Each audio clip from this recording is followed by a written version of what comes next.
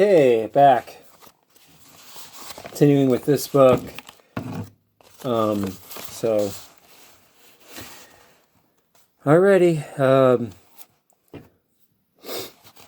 This is page 113.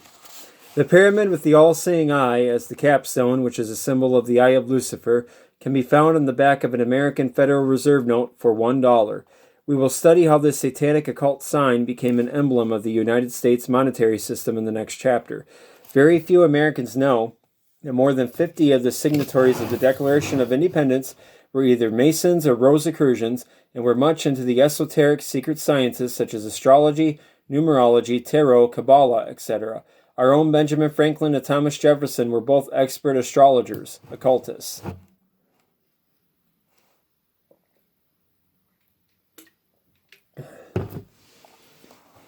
As we saw earlier, the ancients often used animals and birds to represent their chief deities in their myths.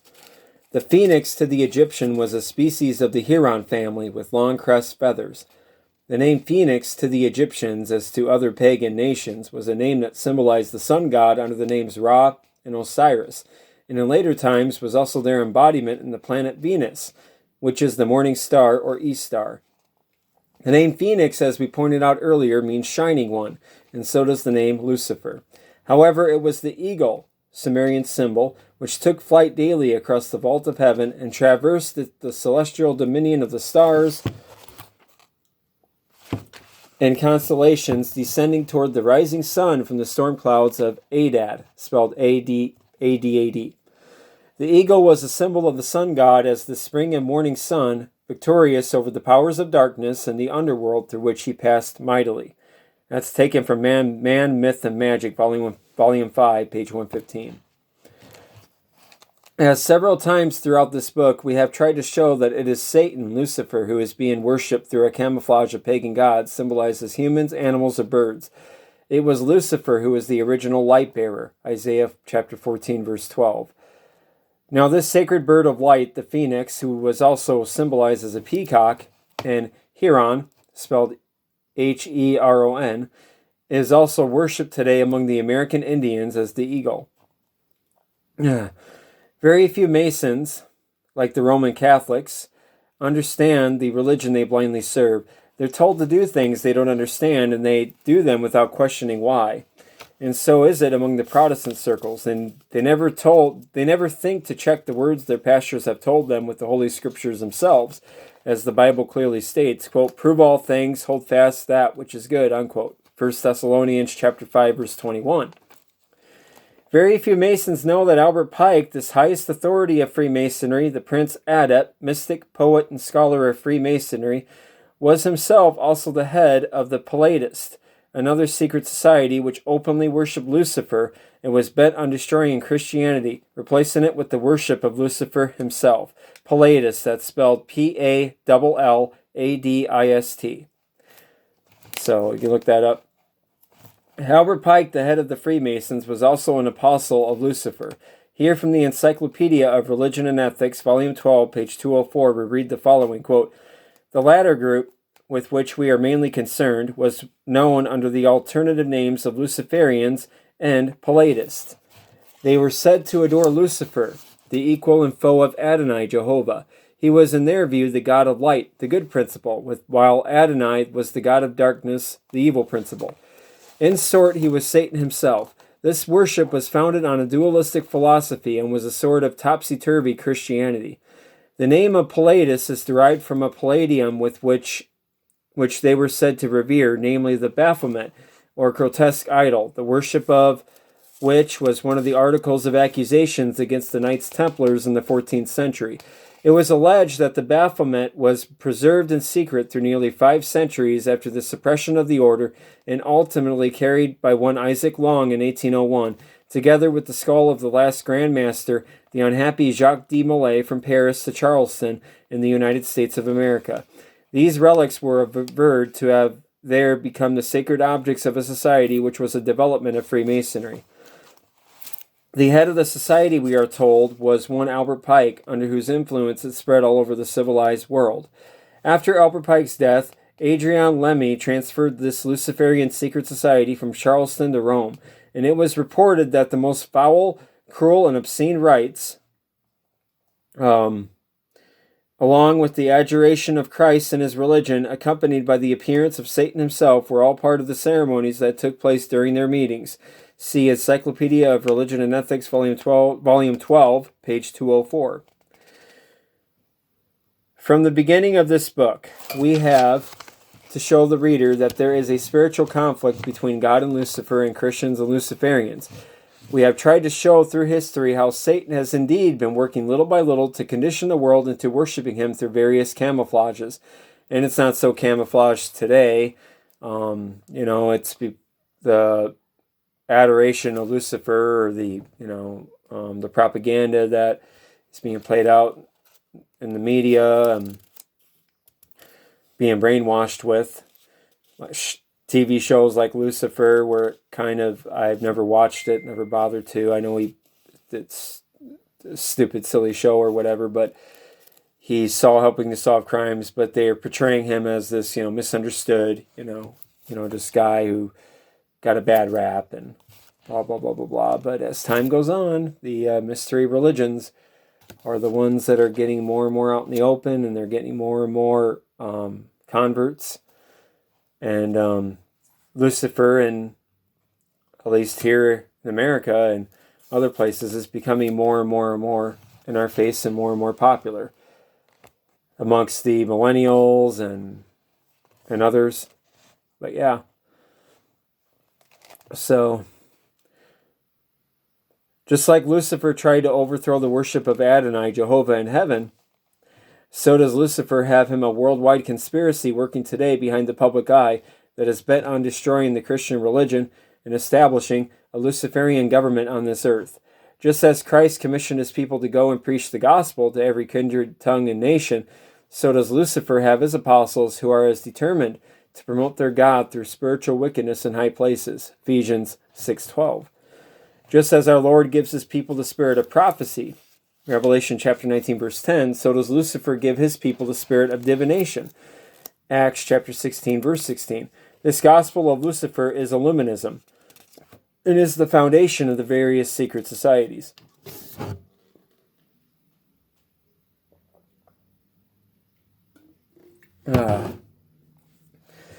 If the reader has any doubts about Albert Pike's involvement in the Luciferian conspiracy, let his own words in his own book, Morals and Dogma, help convince you.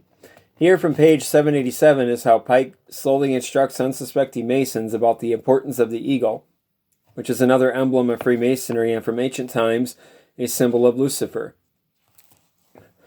Quote, a great black eagle, king of birds. He alone it is that can fire the sun, material in its nature, that has no form, and yet by its form develops color. The black is a complete harbinger of the work. It changes color and assumes a natural form, out whereof will emerge a brilliant sun, unquote. Page 102 of Morals and Dogma, Pike said the following, quote, the true name of Satan, the Kabbalists say, is that of Yahweh, God reversed. For Satan is not a black god, but the negation of God. The devil is the personification of atheism or idolatry. For the initiates, this is not a person, but a force, created for good, but which may serve for evil. It is the instrument of liberty or free will. They represent this force which presides over the physical generation under the mythologic and horned form of the god Pan. Thence came the he-goat of the Sabbath, brother of the ancient serpent, and the light-bearer or phosphor, of which the poets have made the false Lucifer of the legend, unquote. So, this is an example. You see a quote right here. I'm going to do this really quick before I continue on. I have Morals and Dogma. So, okay. Morals and Dogma, right here. Page 102. I'm going to show you that if there's any Masons watching that he did say that. So, 102 right here. Yep. And this phone, when I'm playing it this way, it usually, it's like a mirror. The wording's going to be backwards. So, but that's the quote right here. Yep, the true name is Satan, the Kabbalists say, of that Yahweh reversed, for Satan is not a black god, but the negation of God. The devil is the personification of atheism or idolatry. For the initiates, this is not a person, but a force, created for good, but which may serve for evil. It is the instrument of liberty or free will.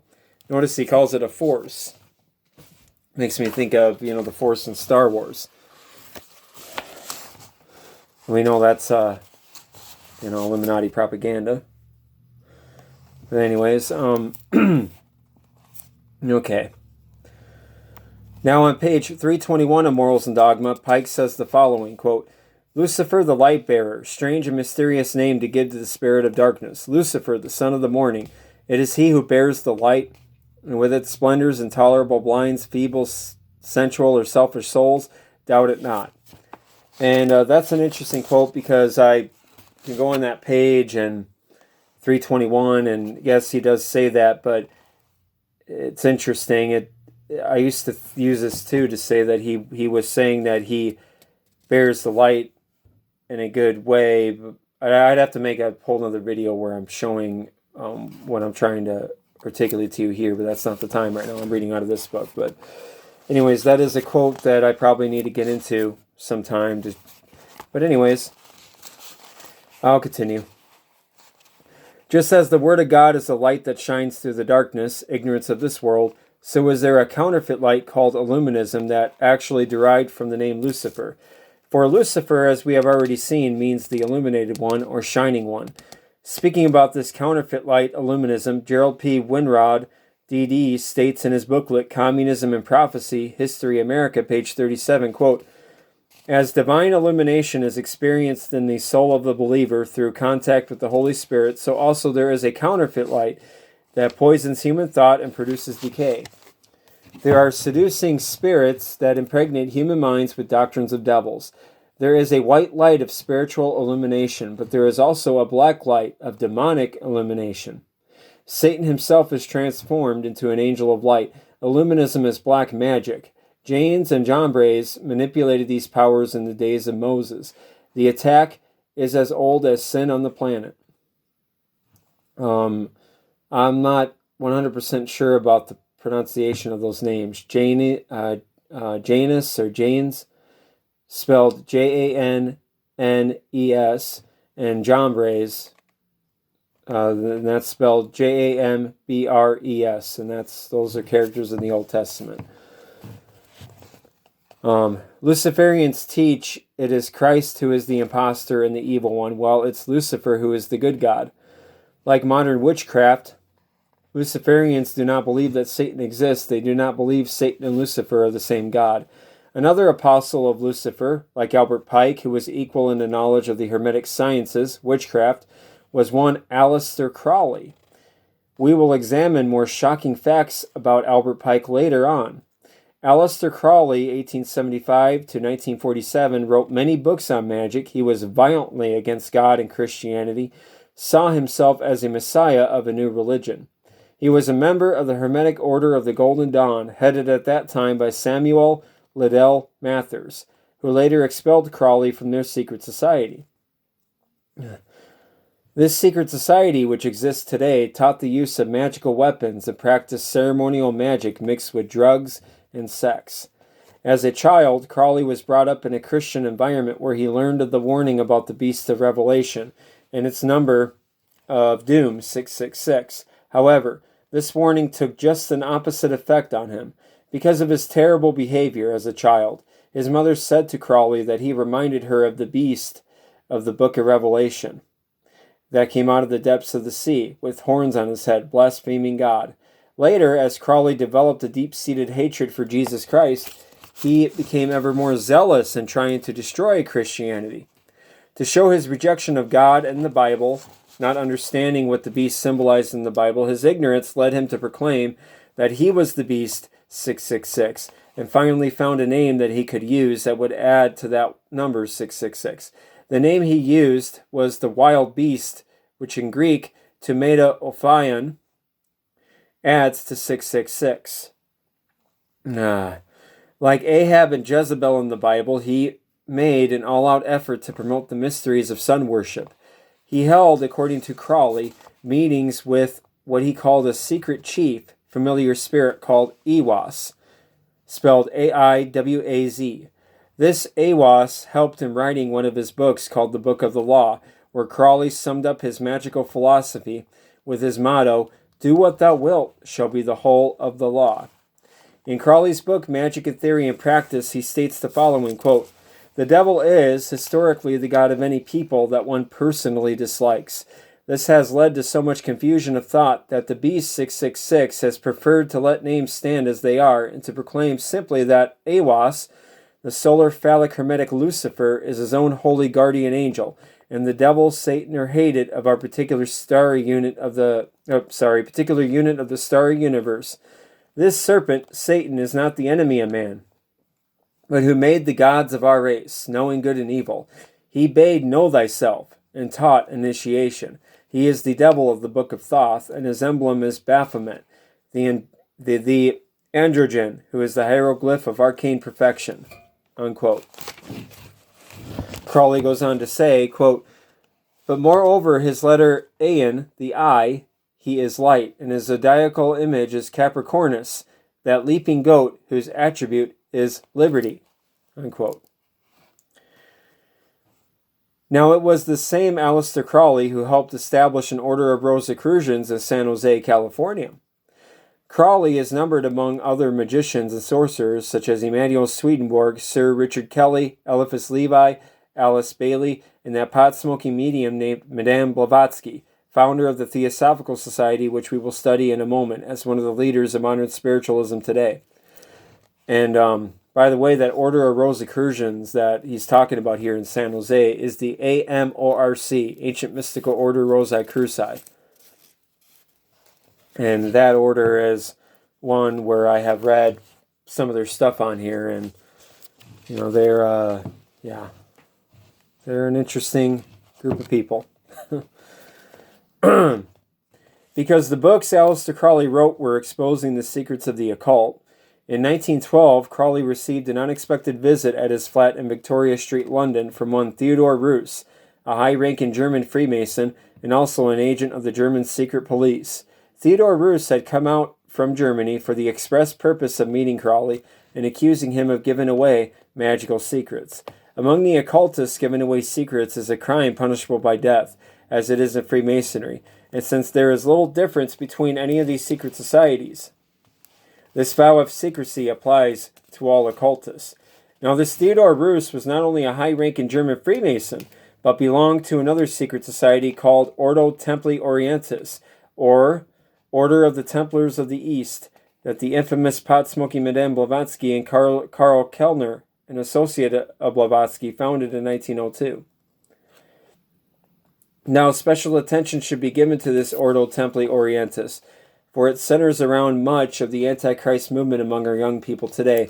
And by the way, I am really not sure about the Madame Blavatsky helped found the OTO. I haven't ever found that. So you guys want to look that up, or I'll look it up after I'm done here, because I had never I forgot that was in here, but I don't recall reading that in here. So I guess, like I said, I guess not everything's perfect, but for the most part, a lot of this book checks out. So, but I don't know about that one. So, the Ordo Templi Orientis claimed that it could communicate in 9 degrees the secrets not only of Freemasonry, but of the Rosicrucians, the Illuminati, the Order of the Holy Grail, the Knights of the Holy Ghost, and the Holy Sepulchre. Blavatsky and her associates claimed they were the key which opens up all Masonic and Hermetic secrets, namely the teaching of sexual magic, phallicism, and this doctrine of sexual magic would explain, without exception, all the secrets of nature, all the symbolism of Freemasonry, and all systems of religion. So since Crowley was very learned in these areas, and was revealing these things to the ordinary reader in his books, Theodore Roos was sent to tell Crowley, quote, "Since you know our hidden sex teachings, you'd better come into our order," unquote. Crowley agreed, and after a journey to Berlin, he was transformed with due ceremony into the supreme and holy king of Ireland, Iona, and all the Britons that are in the sanctuary of the Gnosis. He gave himself the magical name of Baphomet, which we saw is just another name for Lucifer. Now, this order of the Templars of the East, or Ordo Templi Orientis, or the OTO, in the 1960s had a lodge operating under the name the Process Church of the Final Judgment in Los Angeles. That's a very creepy, scary organization, by the way. Attracted a male witch that had studied deep into magic, warlockery, hypnotism, astral projection, Masonic lore, Scientology, ego games, subliminal motivation, music, and whose religion was like the Yezidis, Gnostics, and the Palladists, of whom Albert Pike was once a leader, as we studied earlier, and which was a mixture of both Satanism and some elements of the Bible. This religious leader and revolutionary claimed he was both Satan and Christ. His name is Charles Manson. Ironically enough, Manson studied witchcraft while he was in prison at McNeil Island Penitentiary in Washington. Yep. On March 21st, 1967, Charles Manson left prison. He was 32 years old. At first, he went to the Bay Area and hung around the Berkeley and the Haight-Ashbury district, where he met his first disciples, Mary Bruner and Lynn Squeaky Fromm. He was introduced to LSD, experienced an hallucination, thought he was Christ. When the leader of the family was arrested, he was booked as Manson Charles M., a.k.a. Jesus Christ God. Excuse me. Before the slangs that were to become known as the Tate LaBianca murders, Charles Manson and his family moved to Santa Barbara and Topanga Canyon, where they supported themselves by theft, especially of credit cards and drug dealing. Vincent Bigliosi, the prosecutor during the Tate LaBianca trials in his search for a motive for the barbaric slangs, found that the motive was centered around a bizarre religious belief in rock music. Also centered around the infamous Charles Manson family were found very well-known names in Hollywood and rock music circles. In his book, Helter Skelter, Bugliosi said Manson had an obsession for the Beatles music, according to former inmates. While he was in prison, the Beatles song, quote, I Want to Hold Your Hand, became the #1 song on the record charts in January 1964. Manson's fanatical interests while in prison were Scientology, his guitar, and his interest in the Beatles songs. And I don't know if that's complete proof. I know Manson in interviews has stated that he wasn't of that generation. He wasn't a fan of the Beatles or whatever. I guess whatever. But I do know this, the Beatles, and Aleister Crowley and Freemasonry. I mean, you should look into it. I mean, we know the Beatles were nothing but occultists, Freemasons. Their Sgt. Pepper Lonely Hearts Club album had Aleister Crowley in the cover art, hidden in the cover art. And they also had a cover album that was really sick and gross. They had one where chopped up babies were strewn all around the bandmates, all over the bandmates' shoulders and lap. Really sick shit. And so it's pretty clear. Wouldn't be surprised, since Charles Manson was Illuminati, and at least an Illuminati, member of one of these orders. Maybe he was just a puppet, obviously, but the Beatles were too. So wouldn't be surprised. But he told numerous people that given the chance, he could be much bigger than the Beatles. Manson believed that the Beatles were modern-day prophets that were given their messages through their music. Manson would quote verbatim lyrics from the Beatles songs, finding in them a multitude of hidden meanings. He would also use his interpretation of Revelation chapter 9 to support his own views. Now here lies the bizarre reasoning behind the mass murders he and his family committed. We are not interested in studying the bloody history of the actual killings, but how these young human beings could be led to do such things. First of all, the reader must remember that the basic foundation to all witchcraft is the belief that man will continue to live after death, immortality of the soul. That man is, as it were, stuck in a body, but it is only temporary because he has a soul that will live in paradise after death. This first lie, ye shall not surely die, as we studied earlier, is not a new doctrine, but is as old as this first lie. To help a Bible believer understand why the chapter 9 in the book of Revelation was more viewed than the 13th, 14th, 16th, 17th, 18th chapters by the Manson family, we have to know the significance behind the occultist doctrine of the number 9. In ancient pagan numerology, the number 9 is the number of the circle, which was a symbol of infinity or immortality. Take the zodiac, for instance. As we saw earlier, it was a 360-degree circle.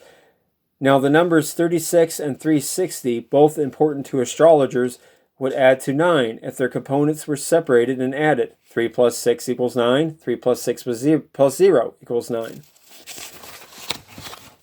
Much medieval magic revolves around the number 9. It was considered one of the most potent of numbers because it was composed of the all-powerful 3 that represented the Trinity. 3 plus 3 plus 3 equals 9. The number 9 was sacred to the pagan goddess of death, the underworld, and hell, the burning place of torment. Witches believed that they could be reincarnated 9 times. That's a Dictionary of Symbols and Imagery, page 342, I guess. Yeah. Charles Manson believed and taught that death was only a change. The solar spirit can't die, he said. Death was a fear that was born in man's head and could be taken out of man's head, and then it would no longer exist. Unquote. Ancient pagans believed that death was a blessing, for at death they would shed this mortal body and become a ghost. It was recorded that the Aztec Indians in central Mexico sacrificed 20,000 human beings a year without the slightest guilt of conscience. Even the victims themselves would line up with little resistance to be sacrificed to the sun god. Some believed it was a high calling to die for the sun god because in their myth, the sun and the stars killed each other at night. Huitzilopochtli, or I'm not going to even try to pronounce that. Huitzilopochtli.